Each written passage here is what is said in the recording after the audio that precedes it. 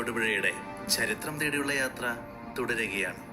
ആരക്കുഴയിലെ ക്രിസ്ത്യാനികൾക്ക് കൗതികാവശ്യങ്ങൾക്കായി മൈലക്കൊമ്പ് പള്ളിയെ ആയിരുന്നു ആശ്രയിക്കേണ്ടിയിരുന്നത്. പിന്നീട് കടമറ്റം പള്ളി സ്ഥാപിക്കപ്പെട്ടുവെങ്കിലും രണ്ടിടങ്ങളിലും ചെന്നെത്തുക എന്നത് ദുർഘടമായിരുന്നു. ഈ വിഷമം മനസ്സിലാക്കി റാത്തപ്പള്ളിമുത്തി എന്ന ധനിക കുടുംബ നായികയാണ് ആരക്കുഴയിൽ പള്ളി സ്ഥാപിച്ചത്. ഇന്നത്തെ ഹൈസ്കൂൾ ഇരിക്കുന്നിടത്താണ് അന്ന് പള്ളി സ്ഥാപിക്കപ്പെട്ടത്.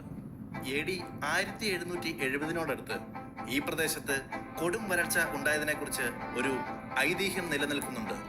കഥയിൽ പറയുന്നത് എന്തെന്നാൽ, ഒരാൾ ഒരു വൃക്ഷത്തിൽ നിന്ന് ബാണം പ്രയോഗിച്ച് മത്സ്യത്തെ പിടിച്ചപ്പോൾ ഉണ്ണിയാതിരിയുടെ സുന്ദരി മകൾ പുഴയിൽ കുളിക്കുകയായിരുന്നു.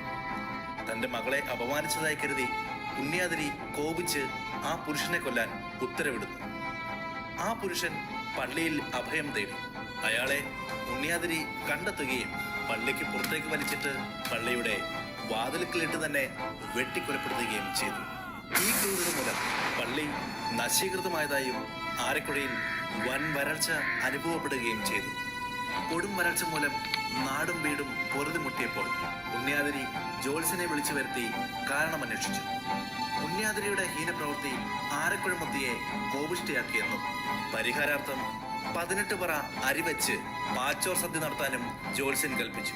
ജോത്സ്യൻ പറഞ്ഞതുപോലെ തന്നെ പാച്ചോർ സദ്യ നടത്തുകയും അതിൽ പങ്കെടുക്കുകയും ചെയ്തു. ഉണ്ണിയാതിരി അതിൽ പങ്കുചേർന്നപ്പോൾ മുതൽ ശക്തമായ മഴ ആരംഭിക്കുകയും ആ പാച്ചോർ സദ്യ അവസാനിക്കും വരെ മഴ തുടരുകയും ചെയ്തു.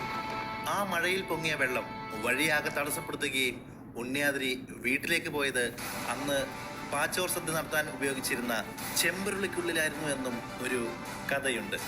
ഈയൊരു സംഭവത്തിന്റെ ഓർമ്മയെന്നോണം എല്ലാ ആഗസ്റ്റ് 15-നും ഇപ്പോഴും പാച്ചോർ നേർച്ച നടത്തിവരുന്നു.